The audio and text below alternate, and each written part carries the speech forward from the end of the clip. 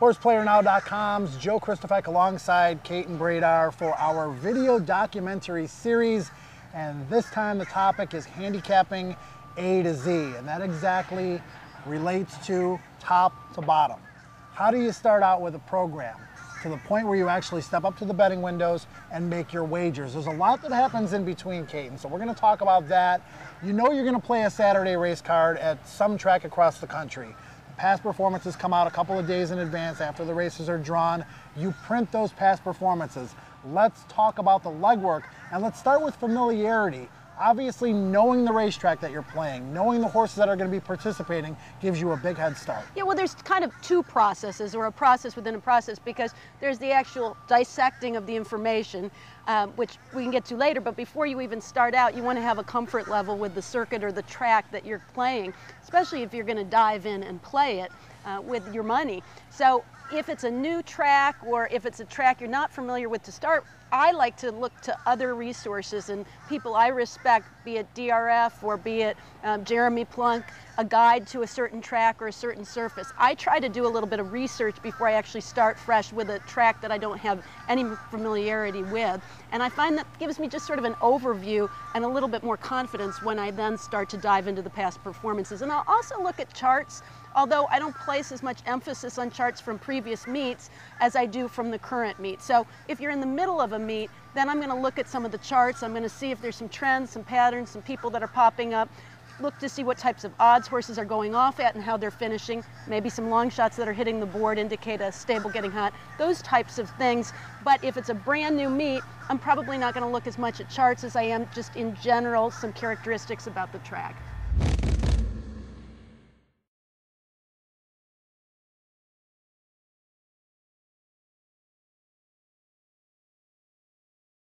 Paper handicapping is just that. It's handicapping on paper. There's a lot of information that can be digested and utilized just by evaluating a horse's past performances. But I think handicapping is a lot more than that. It's being creative. For me as a visual handicapper, I like to watch replays. I like to have an idea of what horses I might like going into a particular racing card. Utilize the class, utilize the potential pace scenario, and try to figure out the puzzle that is horse racing. Once that individual race comes up, there are a couple of other tricks that I use in order to make my final decisions. Tote board action can be very important. Also, how the horses look in the paddock and in particular in the post parade.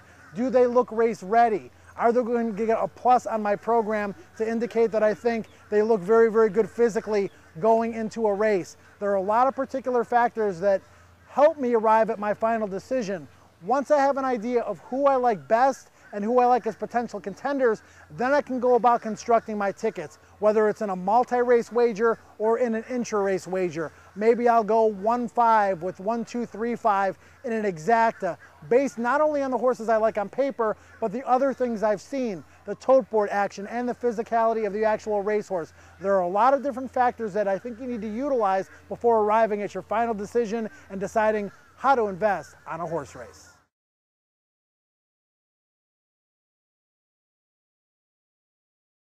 I think going into the beginning of a particular race meet can be viewed a couple of different ways. You may have some horses that were racing on other circuits that you know perform better over a particular racetrack, and at the beginning of a meet you can take advantage of those. Trainers sometimes point horses to particular racetracks and particular meets because they know they're going to perform well over that racetrack and over that surface. So you can take advantage of those kinds of horses. But I also think it's very important at the beginning of the meet to find out what races are strong and which races are weak at a particular level. You may have a maiden special weight with 12 horses in it around 2 turns on the turf, and that race may not come up very strong when they cross the finish line. The winner may not have looked good doing it. The horses that ran behind the winner may not have looked good either. Then you might have a maiden special weight race where the 7th place finisher may have actually been best had they been entered in the other maiden special weight race. So evaluating races, how strong they were as soon as they cross the finish line is important as far as moving forward and potentially being able to bet on or bet against those horses the next time they run. You know, when you start a new meet, I tend to be more conservative because I want to wait and see, with horses coming in from all over the place, with different jockeys, with perhaps a different kind of racing surface than you've had in the past, because they can change from meet to meet depending on the season and depending on the track superintendent or the philosophy of the racetrack and of the race meet itself. Things can change. So I try to be conservative as far as my bankroll. I still am going to watch just as closely, if not more closely, than I am later down the line, because I want to see and tap into whatever might be developing and becoming a trend before everybody else can pick up on it. And I also am still going to play. If there's a horse that I've been watching all along that suddenly pops up on opening day, I really like the horse. If the price is right, I'm still going to dive in. But I'm probably not going to dive into multi-race wagers, pick 3s, pick 4s, pick 5s, tie up a lot of money until I really have a good, firm feel of the track and the meet.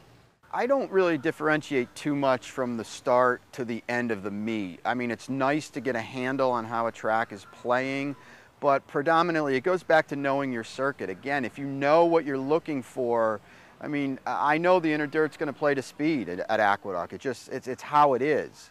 So I'm not going to tread lightly, so to speak, just because a meet is starting. In New York, you get 3 different meets. So Saratoga, everybody wants to win. They want to win from the first day. So, you know, you need to be ready to roll, I think, when a meet starts. Belmont's not much different, especially with bigger purse money now. I think you want to know that everyone's there to win, probably from day one.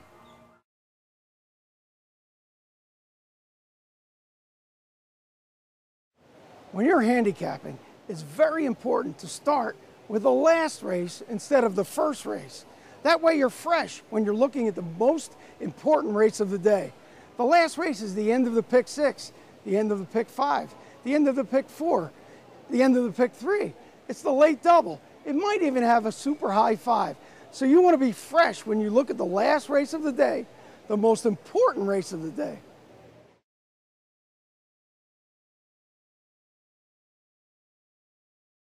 So the first thing that I'm going to do when I have a form is I write the condition at the very top of the program so that I can remember very easily and commit to memory what type of a race it is, what the condition is, and what the distance is. And then I go through the field one by one, and I very quickly decide, based on what races they're coming out of, are they moving up in class, are they moving down in class, or are they staying at the same level?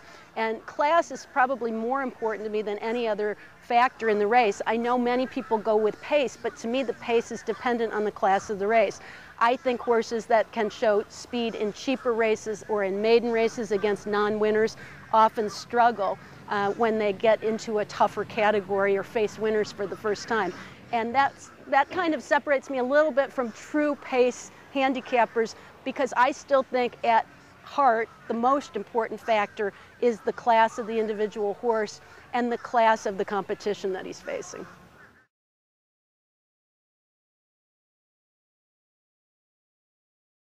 Visualizing the pace scenario of a race is a kind of unique to the type of race. For example, if you have a maiden race where horses haven't run previously, you really can't look at pace as that much of a factor, because you have no way of knowing which horses are going to show speed, which ones are going to be the type that run best late. So it really depends on the race. But generally speaking, when you have past performances to work off of, I go top to bottom. When I look at the form, when I look at the past performances, I glance at the running lines. I try not to look at the horse or any other factor. I just look at the running lines, and I get a feel for whether those horses are the types that are almost always right on or close to the lead, whether they're inconsistent, or whether they're horses that come from off the pace. And I make a little denotation next to the side of the past performance, either speed or press. That means those horses are likely to be up close. Stalk, to me, that means sort of toward the middle of the field. Or rally, that means they're really a late runner. Now sometimes I'll put that's my general impression of the style, but I might put underneath it another denotation with a question mark indicating I think his best style would be if he goes to the front. But I don't know if he's going to be able to do it here today, given the competition or the distance or different circumstances. So sometimes I'll have 2 little marks by the side, and those are sometimes the toughest races naturally to figure out. When you're handicapping a race, one of the most important things you can do is find out who's going to be in front. Horses on the lead win most of the races. Statistically, it's true. It's because they don't have to go around other horses or in between other horses, and they're not getting dirt in their face all the time. So find out who's going to be in front, who's going to be second, who's going to be third, and get an idea of how the pace of the race is going to set up. That way you'll find more winners up front than you will in the back.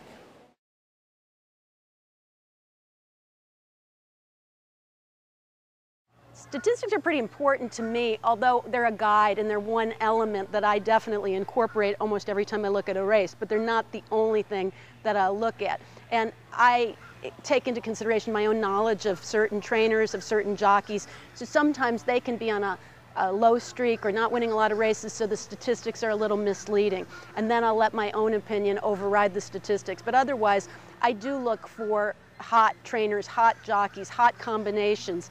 I look to see percentages, how often those people are in the money. Those types of stats I think can be very helpful. And a stat that people always forget about or often forget about are the statistics for the individual horse. I look at those a lot, especially not just for win, but for horses that I'm going to use in exotic wagers. How often do these horses hit the board versus, are these horses that are win or nothing, they're not in the picture. So when you look at the lifetime record of a horse and statistically where they look, you see that the majority of the time they've been first and second almost every race of their life. That's a really useful horse, even if you don't think he's going to win the race. He's a horse I'm going to include in my wagers. So I look at the stats for the horse too. One of the most important handicapping aspects is to look at a horse's record. Look at his overall record. Look at his record at the distance. Look at his record on the turf, on the fast dirt, whatever today's conditions are. And most importantly, look at his record at this particular track. Because some horses love certain tracks and they're liable to be big odds. We want good records from our sports teams, our baseball teams, our football teams, our basketball teams. Why shouldn't we demand the same thing from our horses?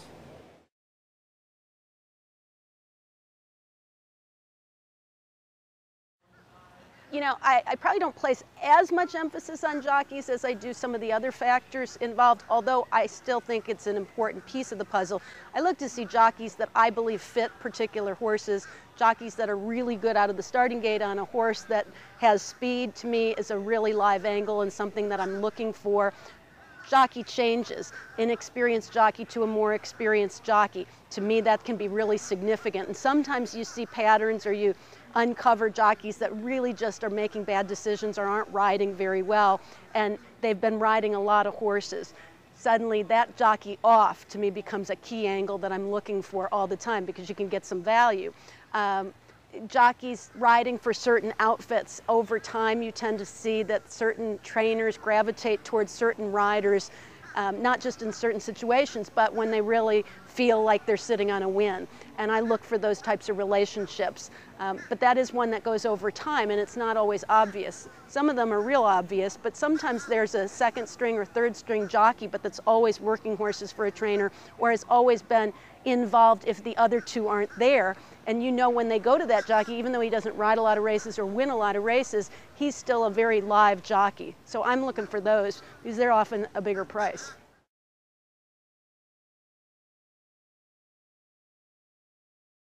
When I handicap a race, I go horse by horse, beginning with his race that's furthest back in the past performances. I don't start with the most recent race. I go all the way back to the bottom line of his past performances, and I handicap step by step, race by race, look at each race, and try and put myself in the minds of the trainers, of the owners, and try and see that horse's development. When they finally drop a horse down, I want to be able to see that when they do it, what the result is, and what they're thinking about that horse. Also, I like to keep in the back of my mind the fitness and the development of that horse as he matures and either goes up or down the class ladder.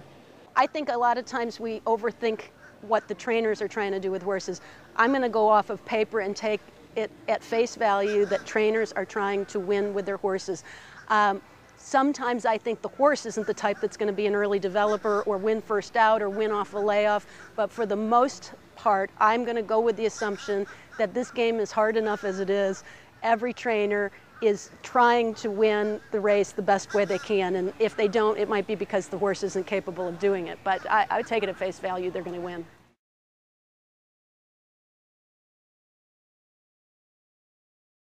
at the end of the day, what you're trying to figure out is the horse that's at his peak in terms of fitness and in terms of readiness, that's going to run his best race on that day in that particular spot. And so fitness can be a relative term. Horse is the type that can get fit off of works alone. I look at patterns to see that. I'll look to see if a horse has raced previously. Has he been able to win either at first asking or off the layoff? And in light of what he was facing, maybe if he didn't win, did he still run his best? Off of that race, what did he do the next race back? Was he the type of horse that ran huge off the layoff, or was he the type of horse who was able to improve in his second start back off of a layoff? So that's one way to gauge for fitness. If they're first-time starters, it's a little trickier. Then I'm going to rely more on the physicality of the horse and what I see in terms of, do they seem toned, do they seem muscular, do they carry a lot of fat, do they carry a lot of body weight? But as horses get older, sometimes that's misleading, because some older horses can just carry more body weight and still be fit, whereas young horses, usually they tell you and they tout themselves physically. So depends on the horse. I look at workout patterns, but I think that sometimes is misleading too, because sometimes horses could have worked and it doesn't show up. Maybe it was missed or the name was misspelled. So the work tab can give you an indication of a horse's readiness, but there can also be some mistakes with it too from time to time. So I don't think that can be the only thing you look at to decide whether a horse is fit. But if they've been working regularly for a very long period of time, you have to assume that they're probably ready to run.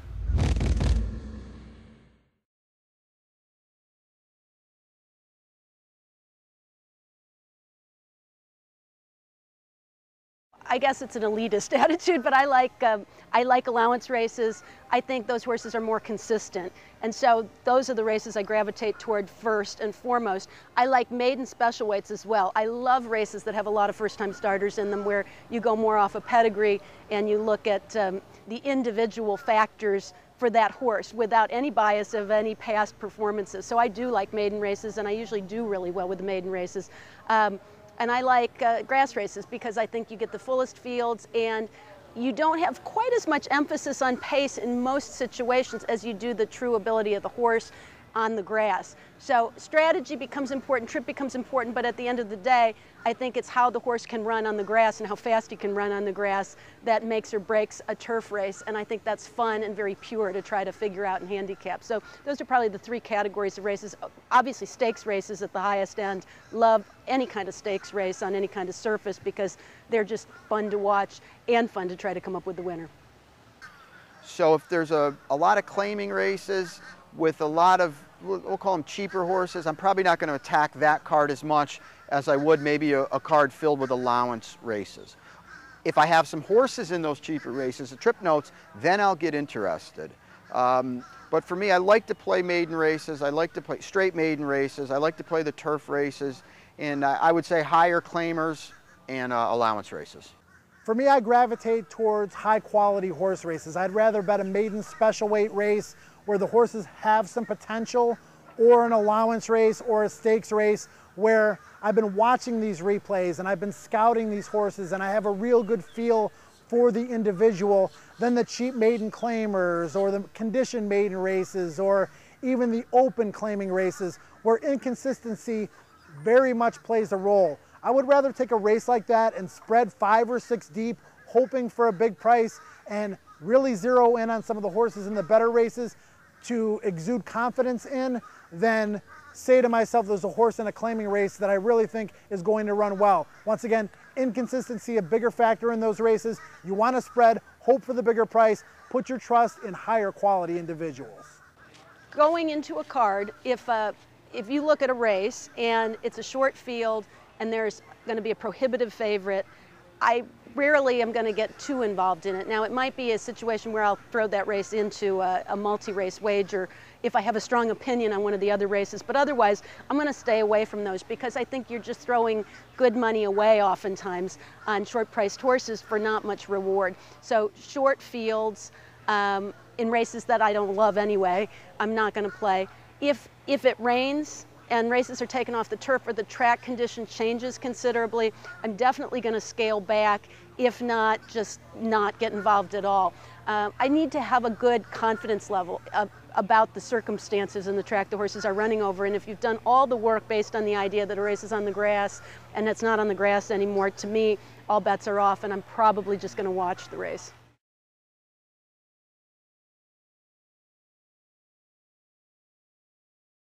I like to use a star if a horse just jumps off the page to me, or it's a horse that maybe I've been watching for a long time and I remember right off the bat, this was a key horse. He comes out of a key race, I've been waiting for him to run. Right off the bat, when I see his name, I'm going to put a star next to his name. I also do that in terms of appearances too. The star is the absolute, and that's my reminder that when all is said and done and I've handicapped this race and I've looked at the odds board, don't forget the fact that I like this horse a lot. I also, though, will then put kind of a dot indicating it's a good horse. Maybe he's not quite exceptional or star level, but he's definitely a contender. And then if I don't think this horse has a shot at all when I'm glancing through the past performances, I put an X. And rarely, it does happen, but rarely do those X horses end up winning. Sometimes they'll hit the board, but rarely do they end up winning. So I kind of boil it down to who are the horses that this is a win, and then who are the horses that are the contenders. And then you watch the tote board a lot too. Well, the first thing I'm going to do when I print out the card is I'm going to circle my trip horses that are entered that day. And that'll be the kind of the jumping off point for me on how I'm going to attack a certain card. I'm not doing a lot of handicapping anymore because I'm solely it's a lot of trip note work for me. So I'm going to circle those horses, and then I'm going to get into a card, and then I'm going to handicap those races. I'm going to look at those races, see, okay, I like this horse off a trip note, but you know, he's a speed horse and there's 4 other speeds today, and he drew the rail. So I'm probably not going to base a lot of my play on that horse anymore.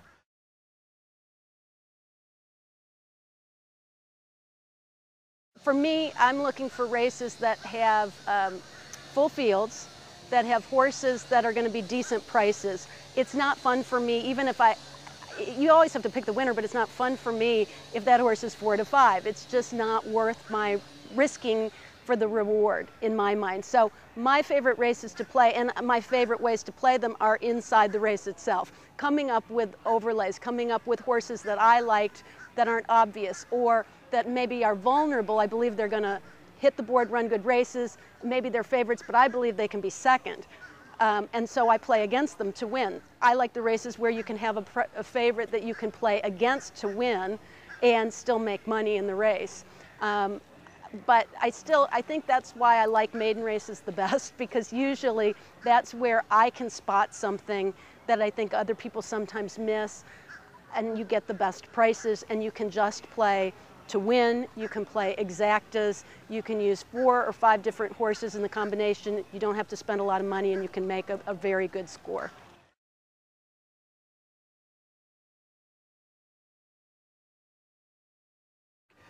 Before you do anything at the track, you need to know what kind of player you are. Me personally now, I've kind of evolved more into a pick 4 guy, swinging for the fences a little bit more, yet being okay knowing there's going to be a lot of days when I don't cash tickets. For me, you know, if my bankroll's $200 to $300 on a day, I'm probably going to invest the majority of that into the rolling exotics, the pick 4s.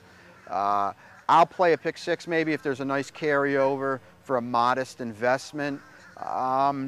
Now, with that being said, if I have a trip note horse that's 12, 15 to 1, I'm certainly going to put a few dollars to win, maybe across the board on him, because I don't think in this game that's so hard to have success at. You can afford to pass up betting to win on long shots that you like, because the odds are you might hit that horse and still not cash the exacta, and you just can't afford to lose that kind of bet when that horse wins. So if I have a longer priced horse that's on the card, you know, I'm going to bet him across the board most likely. If one of my trip horses is 2 to 1, I'm not going to play that horse at 2 to 1, but I might single him in a big pick 4 and spread in the other legs and hope to get a price. So that's kind of how I've evolved over the years, especially with a lot of tracks offering guaranteed pools now. You know, you might, Naira on the weekends will have a 250 to 500K guaranteed pick 4. So there's a lot of, there's a lot of dead money in there, so to speak, and I think that's worth attacking. As far as my style of handicapping and wagering goes, I would consider myself more of a grinder than a home run hitter. I like to try to make a profit at the racetrack. I hate losing days. I would rather have more winning days with a smaller profit than more losing days with the potential for a greater profit. If I like a horse, I'm going to bet that horse. I may play win, double place, quadruple show on a horse that I really like a lot because I want to take advantage of that horse. I play exactas quite a bit, but tend to stay away from the trifectas and the superfectas. I like picking winners. I don't like trying to pick a horse that's going to clunk along for third or clunk along for fourth in a superfecta. And that's why I think the multi-race wagers are also great. Pick threes, pick fours, and particularly the 50-cent pick five, where you can put together a ticket in the $64, $96 range that has a chance to pay 10, 20, 50 to 1 based on your opinions. And constructing those tickets is the most important thing. Handicapping is only half the battle. Knowing how to construct your tickets and what horses to zero in on and what races to spread in is also extremely important if you're going to make money at this game.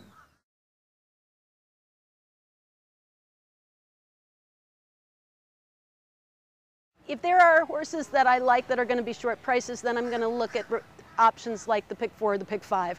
I don't go any higher than that because I don't like pick sixes. I hardly ever can come up with 6 winners in a row, and I have to tie up so much money to try to do it that it's not as much fun for me. But the pick five is a very hittable wager, and if you have a short priced horse that you like quite a bit in there, that allows you to still get involved and use him to your advantage. And I love it best when you have a pick five followed by a pick four followed by a pick three, so that you can continue. If you're right, you can continue building on it, and you can actually cover some more bases as well to protect yourself.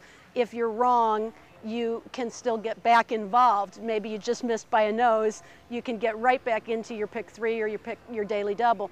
But if I never overlook a horse that I like who's better than 2 to 1 odds. You've got to get involved on a win wager as well, because that's if you really like him, that's an easy way to make some money. And if they're big odds, then I actually like sometimes putting them on the bottom in exactas with a couple other key horses, just in case you did everything right and for whatever reason he runs a huge race but he doesn't quite win. If you have a big priced horse in the equation, you can make money. But I'm really an exacta player as much as anything, which is harder to do if they're short priced horses. That's when you really have to get into the swing of the multi-race wagers.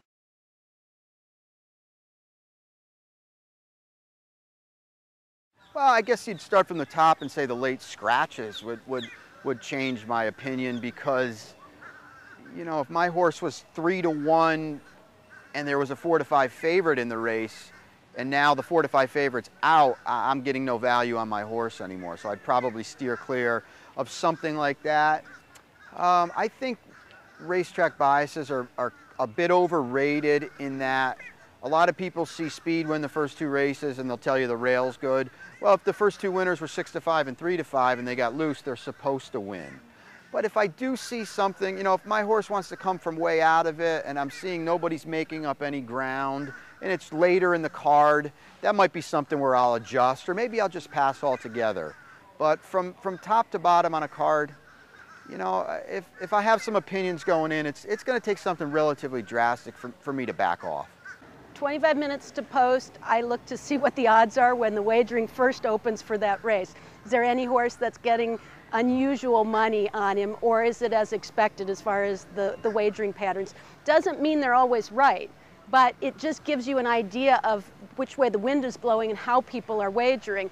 And I'm going to watch a little bit if there's an unusual thing that's happened early to see if it continues that direction, or it just was kind of an exception where somebody happened to wager a lot of money in one stroke. It showed up in the tote board, and it doesn't really mean that horse is going to be the favorite when all is said and done. So I'm going to watch to see how the odds change.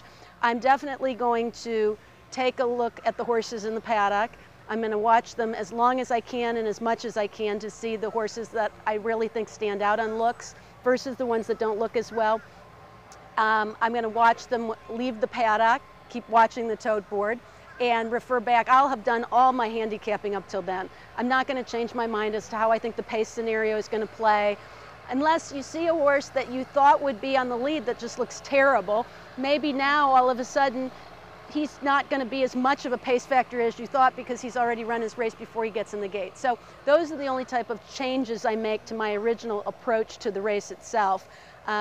Might watch him warm up for a little while, and then I make my final decision. I try to make it with like a good 5 minutes or so or more, because otherwise I don't want to get shut out.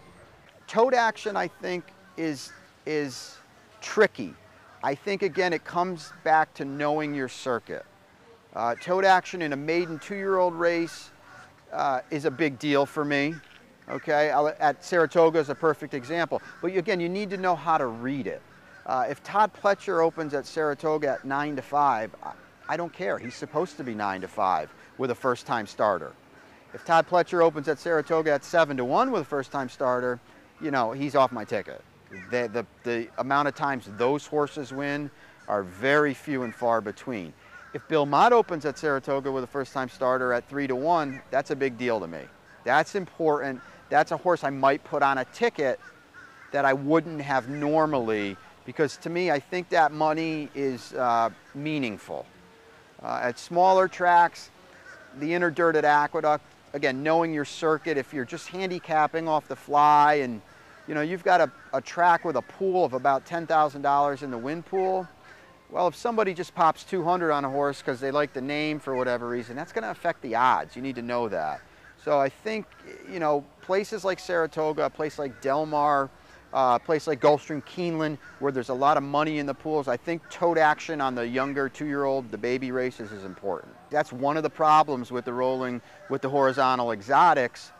You play a pick 4, let's say you play a pick 4 in races 6 through 9, and you know, race 9 is the end out, the cash out race, and there's a horse that looks tremendous in the paddock and you don't have him. What are you going to do? So that's the problem with bets like that.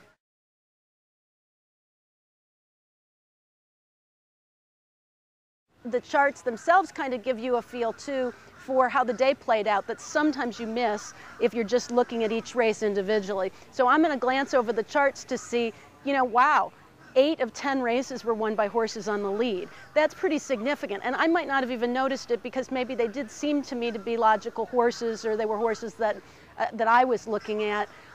So I use the charts to give me kind of a snapshot overview of how the day went, where winners were coming from, and also trainers or jockeys that had particularly good days, or even owners. A lot of times I want to look at how the race played out on the track. If a horse was 8 to 1 and he was involved in a 3-way speed duel with 2 other horses who were 2 to 1 and 3 to 1, and the 8 to 1 finished second and those 2 speed horses, you know, finished 6th and 7th, that's a big deal to me. That's how I'm looking at a race. So I think you get a race within a race, so to speak, how the race flow played out. So not only am I going to look for a trip horse or a trip note, I'm going to look for a horse, how the race played out. If a deep closer made up 8 lengths late into a loose leader that went 50 to the half, and that loose leader was 4 to 5, that's a pretty big deal to me, because the best horse had all the best of it. He's supposed to win. I think people misread that kind of a lot sometimes. Those horses are supposed to win. So if they went off by 5 lengths, it's not a big deal to me. They were supposed to do that. But if a 12 to 1 who was 18 lengths back at the first pace call came rolling late, he's really not supposed to do that. I'll look at that. I think that's important. I'll also take the times of the races on that particular day, so I have them on a graph, so to speak, and compare them to each other. So if a case in point would be if $12,000 claimers over the inner dirt went 6 furlongs in 10 and 2, and you know, $40,000 optional claimers went 6 furlongs in 10 and 4, then I know that 12,000 claimer was a strong race. And I'm going to look for horses coming out of that race next time. Maybe not necessarily trip horses, but horses that I might put in a pick 4 or something like that at a big price, because that was a strong race. And I think if you're able to compare times each day to each other's races, especially at Aqueduct, again, it's knowing your circuit, but Aqueduct in the winter is predominantly going to run 6 furlong races. So you have a great body of work to look at. You might have 5, 6 furlong races run on one card. So you get a great body of work to see how fast or slow they went.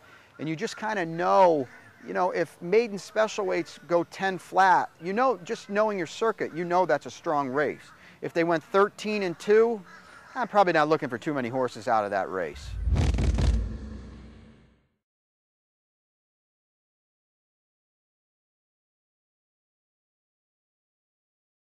Well, first thing is definitely the stable mail. It's a great database to put horses in so you know where they're going to run next. You don't have to do that homework. It takes a lot of time out of your day. So right off the bat, I know where a horse is going to be running next. I'll get the entries, he'll pop in there, and then I'll just basically go to that race and I'll kind of suss that race out and see what it looks like on paper. Is this a horse I want to give out? Is this a horse I want to play today? See how he looks in relation to the rest of the field and kind of go from there.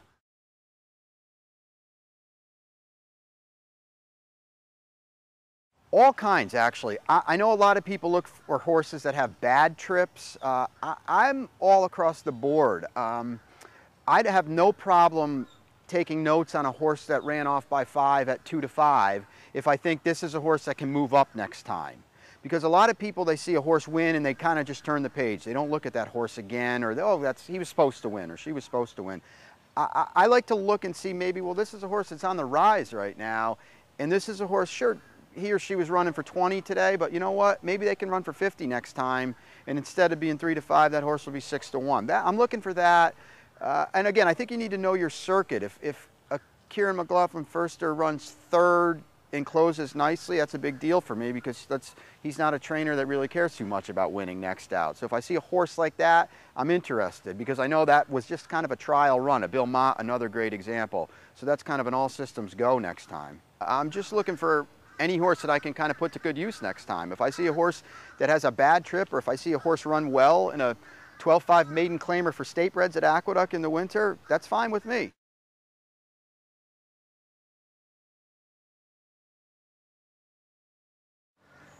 Anyone can watch the replay of a horse race, but knowing how to watch the replay is that much more important. Several races a day, mostly on the grass, I not only watch that replay once, I may watch it as many as 6 or 7 times because you have to look at the front of the pack, the middle of the pack, the back of the pack. You want to see how each individual horse ran that day, how they may or may have not been compromised by the trip they got and the pace scenario. Not only that, how strong was the winner? How strong was the race? A horse could look like they're finishing well visually, but if it wasn't a strong horse race to begin with, maybe you don't want to give that horse as much credit. So go back, watch the gate break, watch the positioning into the first term, watch which horses are relaxed, which horses are rank. Look at the pace scenario. Was it a slow pace? Was it a fast pace? Who was aided by their trip? Who was compromised by their trip? All of these individual factors come into play when you're watching a race replay. You're going to take credit away from horses that may have been helped by the trip, and you're going to add credit to horses that may have been compromised by the trip and or the pace. So take good notes, put those horses in your stable mail, degrade the horses that you don't think were good winners, because those are the kind of horses that are going to get back next time that you can play against. As far as what replays I'm watching them all, because again, you can get trip horses out of any kind of race. They don't have to be top quality.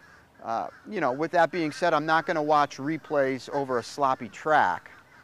There's just so many different variables there because you just don't know. Maybe a horse just loved the track today and the other horses didn't care for it. That can inflate margins a lot. So I won't watch replays over off tracks, but other than that, strictly in New York, I'm going to watch as many replays as I can every day's races basically and just try to get what I can gather out of the card. Not only for trip notes, but how a racetrack's playing. You know, I'll make mental notes or I'll write down inside speed was good this day or the outside paths were best this day. Stuff like that. So again, maybe not even necessarily a horse, but a playing style to the track as well.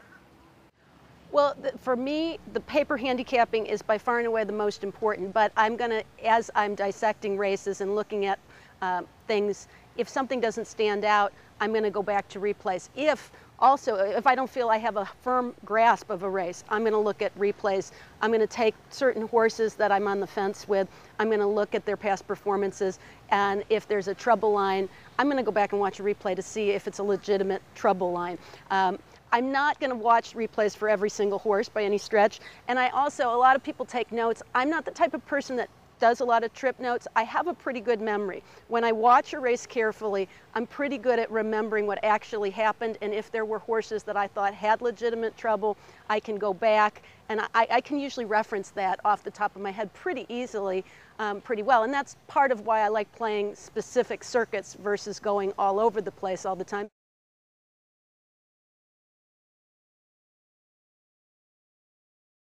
If it rains and the track is drying out and you get a good racetrack or one that's not fast or not sloppy, those in-between racetracks can produce random results. I downgrade horses that run well on those kinds of tracks, and I may give a horse an excuse if they ran poorly over a racetrack that wasn't fast or wasn't completely sloppy. Those are two of the things that I definitely will look for during the course of a racing day. And I'm not going to watch replays on days where the racetrack is a little bit off either, because again, I think the winners may have been helped by the conditions and the horses that ran poorly may have been compromised. Also, I don't like races with mystery horses, horses that are tough to evaluate. A huge class dropper off a long layoff. A horse that was claimed for $15,000 that drops in for $5,000, non-winners at 3. Those to me are mystery horses. They're tough to evaluate. Can you bet on a horse like that at 8 to 5, or are you going to try to beat a horse like that with a 10 to 1 shot that you don't really like? Those are the kind of races I usually like to pass. Tom, take us on an A to Z journey on how you attack the races harness style. All right, what I like to do is either get the program the night before, day before, or at least a few hours beforehand, or arrive at the track a few hours beforehand.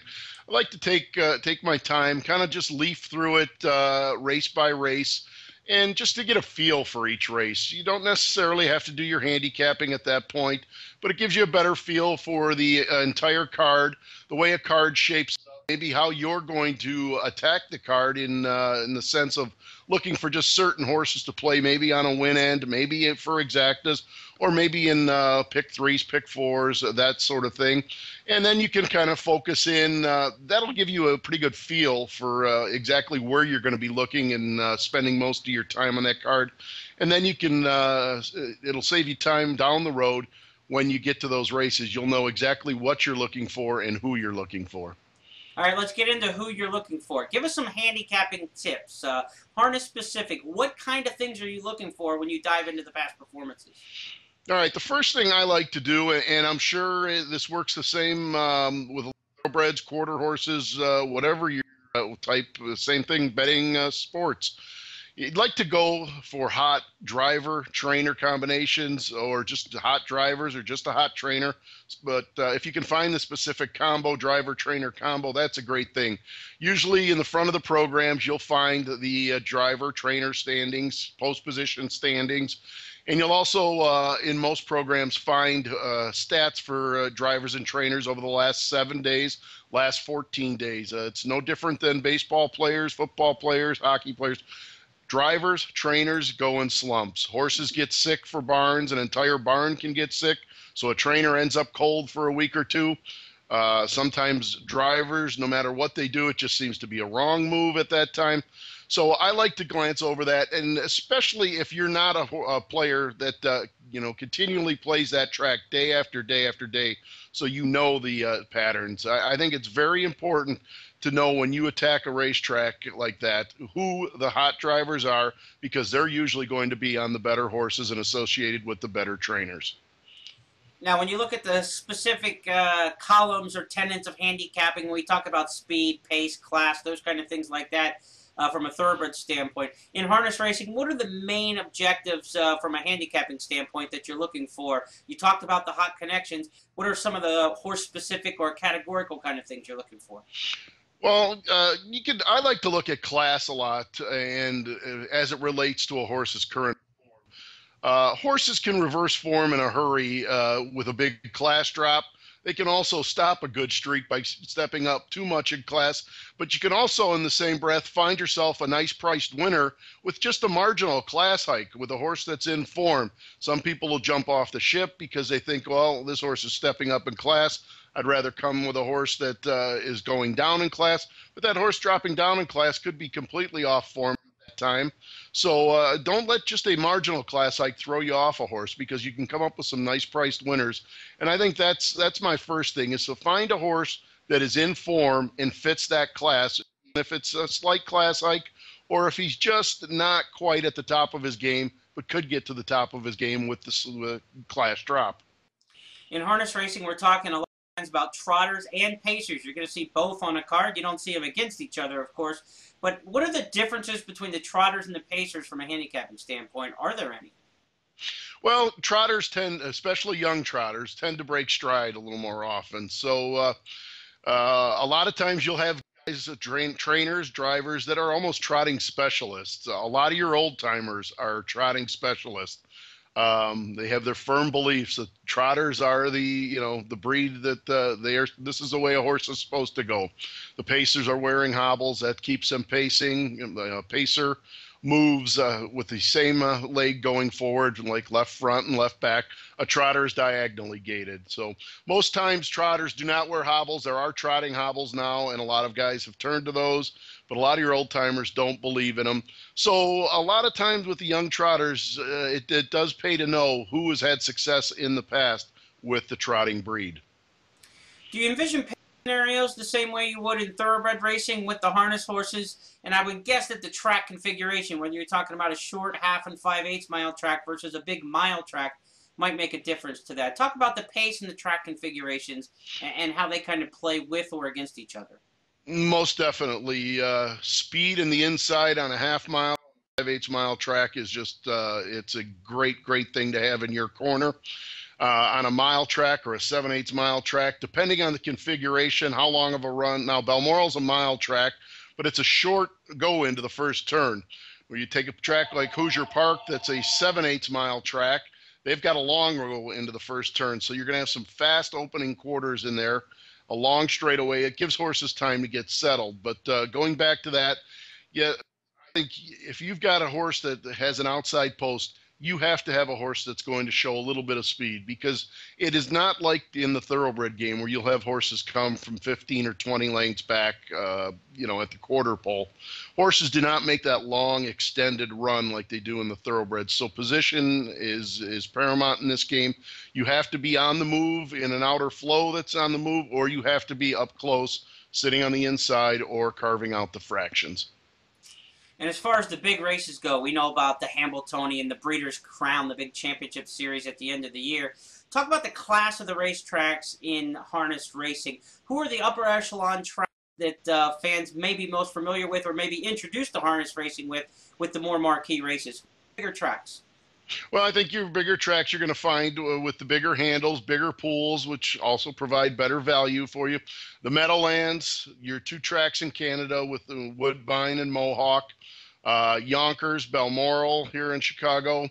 You've got your Pennsylvania tracks that have great racing, but very, very little handle. Chester and Pocono. Some great racing, fast racing, some class horses. But it can be awfully tough to bet into those types of pools because they are so small. We're going to shift gears now to the quarter horse side of things. And I was a quarter horse chart caller for Equibase in Colorado and Oklahoma back in the 1990s. I still play the quarter horse game to this day, and one of the voters in the AQHA's National Top 10 poll, which will debut each year in March and then run through the end of the year through the Champion of Champions and the big races at the end of the year. Tom, feel free to interject here on the quarter horse side, either with some questions or some comments. But if you're handicapping the quarter horse world, there are really 3 factors to look at, and everything else ranks 99th most important to me. So it's a very simple game. They call it America's Fastest Athletes, and the bottom line and the name of the game is speed. That is your #1 factor. Quarter horse races are usually from 250 to 440 yards. There are some exceptional longer races and some exceptional shorter races, but generally speaking, 250 to 440. Running fast and running a straight line is what it's all about. It's speed to the wire. Adapting that speed and evaluating that speed comes down to the headwind and the tailwind oftentimes if you're looking at the raw times. A headwind or a tailwind is denoted in the performances for each horse, and a 22-second quarter mile is not the same into a 20-mile-per-hour headwind as it is with a 10-mile-per-hour tailwind. Now, the speed figures these days have been adjusted, and the commercial speed figures are very good, and they adapt into that wind condition to try to give you a more formalized number. The old speed index that was used in quarter horse racing for years has kind of gone a little bit by the wayside, but some traditional handicappers still like to use it. I find that the speed figures racing are far more telling and accurate than they are in any other breed of racing when you're looking at how they apply to today's horses and today's races. How important is post position in that trip in quarter horses? With the harness racing, it's so important, especially on the smaller tracks, to draw inside. Unless a horse is really, head and shoulders above, it's almost a toss out from the 7 and 8 hole on a mile track. Not so much on the big tracks, but in quarter horse racing, what does it mean there? If you're in the middle or on the outside, is there an advantage to that? With trip handicapping and quarter horsing, the post position is very important as to who you're next to, because there are consistently bad actors in quarter horse racing who don't straight. They veer in, veer out. They stumble at the start. They break in, they break out. If you're the 4 horse and the 5 next to you has broken inward 3 straight times, you're in a bad neighborhood, as I'll say, and you can almost predict a bad trip. You have to handicap trip ahead of time in quarter horse racing and kind of predict where the trouble in the starting gate could be. If you've got a series of horses who break in and break out and they're kind of bunched together, you can almost take that portion of the field and eliminate it, assuming that some of those horses are going to revert to their bad habits once again. So post position in quarter horse racing is very important to trip, as we talked about, as that second most important factor in handicapping, because it's about who you're next to. Now, what you mentioned was what part of the track is the best part to be on. That's what I think is the third most important handicapping element in quarter horse racing, and that is which part of the track is best tonight, or a track bias if you want to put it in thoroughbred terms.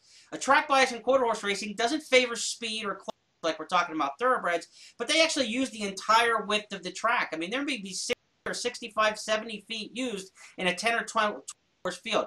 Which part of the track crown are you on, that bubble in the middle of the track? Some nights, some parts of the track are simply faster than others, and you can identify that within 2 or 3 races of the past performances. I always recommend that people look at the winning numbers of the horses and the top 4 finishers in each race, mark down those horses and mark down their odds. If you start seeing some odd situations where 20 to 1, 15 to 1 horses in the inside pass are finishing 2nd, 3rd, 4th a lot, you've got a situation where the inside of the track is probably better, and you could really capitalize on that throughout the rest of the card. So to me, it's about speed, it's about clean trip and trying to be away from bad acting horses, and it's about being on the right part of the track. To me, those are the 3 most important parts of quarter horse handicapping. Yeah, you'll get the same type of thing, not is in such an extreme in the harness side, but you'll notice when you check out a head-on shot of horses, maybe say on a mile track going down the backside, the lead horses won't necessarily be down right along with their wheels, right along the pylons. A lot of times that can be a little deeper area. It gets chewed up. It's a little deeper, a little softer. You'll see them almost in the 2 or 3 path going down the backstretch. And so they're also looking for the best part of the racetrack. And the biases do come into play a lot of times. I think the biases come into play the most in harness racing with the wind, especially with my home track, Balmoral. It seems when there is a headwind blowing into the horses' faces, in the home stretch, nobody closes. You would think the horse on the lead is going to get tired because he's sucking all that air. It just doesn't happen. Everybody just kind of stays stationary. Nobody advances, and they all kind of stagger home in the same positions that they were throughout the stretch. Quarter horse handicappers or people new to the AQHA game might think that, there aren't speed and closers in the races because they're so short and so long. Some horses just simply better on the end of their races. And if they're running into a headwind, they'll finish up better than a horse who usually quits at the end of the races and tires at the end. That headwind will really stop a horse a little bit more in the quarter horse game. So like Tom said, headwind, tailwind, something to keep an eye on for sure in these breeds. Now we talked about finishing up that last 1/8 of a mile in a race like that. Really good services in AQHA racing that I think players need to take advantage of. Final 1/8 of a mile fractions are posted for Los Alamitos, and they're provided in-house, and they're provided on the Los Al website and information gathering areas with that particular racing. That gives you a really good element of how horses are finishing up on the end of their races. All races at 440 yards aren't accomplished the same way. Some finish up much stronger, some pop from the gate and win it from flag fall, that's all. But you can get the good information on that last eighth of a mile when you're following Los Alamitos. And a second great technological advancement for quarter horse players are the training races that are shown for Remington Park. If you handicap the races at Remington and you get a first-time starter, you're almost guaranteed on the simulcast feed to have track announcer Dale Day take you through that horse's training race with a spot shadow on the horse and show you what their trial in the morning before they ever got phenomenal. Kind of information. Yep. It works well in a quarter horse simulcast because those training races are only 15, 18 seconds long, and you can bang through 10 training races for an entire field of first-time starters. But a great and valuable. A couple things in quarter horse racing you don't have to worry about that you do worry about with some of the other breeds. I don't think class handicapping comes into it all that much. Speed trumps class. I think when you get to 440 yards, then you start looking at the class because that 440 really separates the horses who are just fleet from the horses who are fleet and classy. So at 440, I start looking at the class. And also at 440, you're starting to look at some pedigrees and horses that are bred to go that traditional quarter mile. But I'm not really big into class handicapping when it comes to quarter horses. I think the speed trumps the class. Now, you guys time in hundredths of second, correct? Down to the thousands when you're talking about trials. A lot of these races you need to be in the trials and have the 10th fastest times to get into the final. So when you're separating 250 horses going for 10 spots, they'll actually go down to the thousandth of a second to see who might qualify for a big, rich final. Now, with the harness racing, we're still in the fifths of seconds, and you can figure the general rule of thumb is 1/5 of a second equals one length. But there is a strong interest in people wanting races to be timed much more accurately, and I think that would help, especially as you mentioned, establishing times for horses in a final eighth of a mile. Because a lot of people look at our final quarter miles for the harness horses.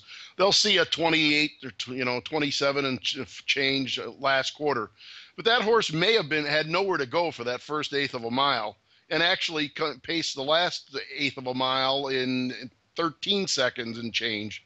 So maybe the 27 and 4 looks like it's a pretty decent last quarter. It could be even better than that if you had something that would show you that final eighth of a mile as well.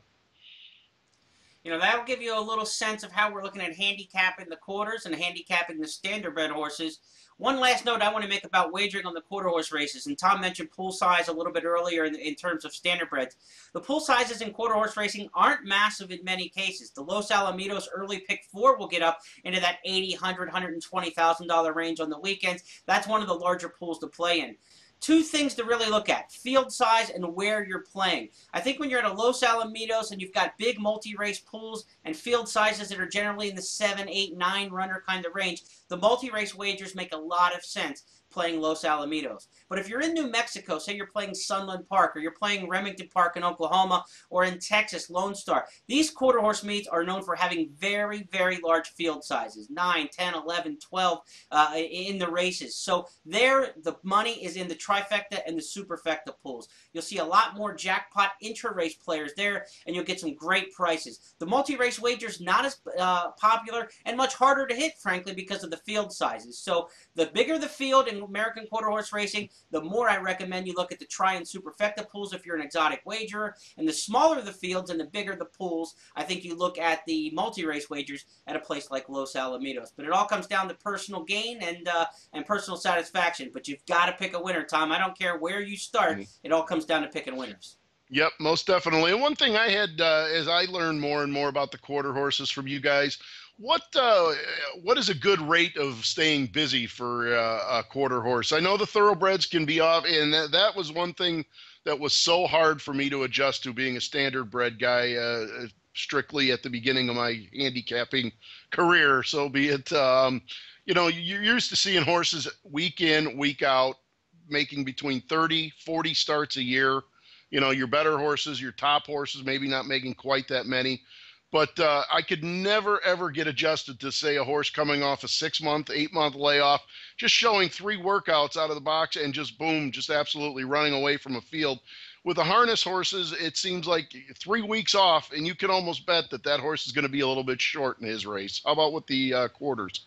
In the quarters, I think fitness can be acquired in the morning, and it's about power and speed. So horses coming off a layoff are not a real concern in quarter horse racing. In fact, you'll see a lot of horses come off the layoff and really bang out of there. So that's not a big deal. You get up to 440 yards, then you're starting to talk about a real test on these horses. But from 350 in, I think you can win off a layoff, and you can win just off of training. Most horses will only have one required published workout. Quarter horses do not have workout after workout after workout published. Very few works, and the works that come will be from the gate, and a lot of times with first-time starters will show a series of works or training races. But a quarter horse is ready to go, I think, on a week to 2 weeks in between, but most will be spread a little bit more because there's a lot of racino money in quarter horse racing, so the purses are very good, and you can spread out. And it's very tough to get in races. I mean, these races fill because there's some premier meets, and you may not be able to get in the entry box every 2 weeks in the race you want to get to. But a quarter horse can run on a short layoff or a long layoff. They're very versatile in that fact.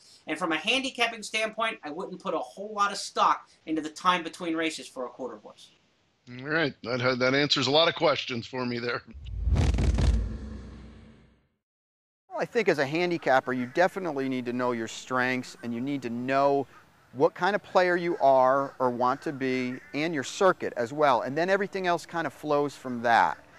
When you start the day with a good idea of what you want to do and who you're looking for and your strengths and weaknesses, everything else kind of falls in line after that.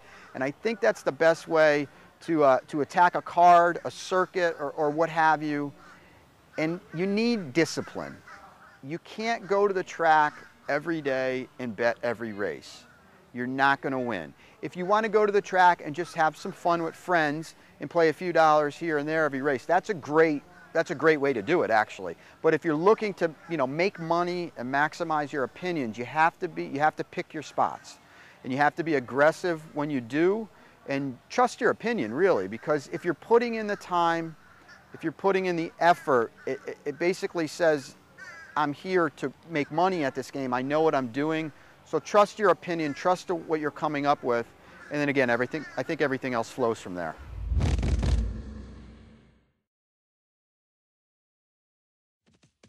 Looking for a fun and easy way to learn more about horse racing?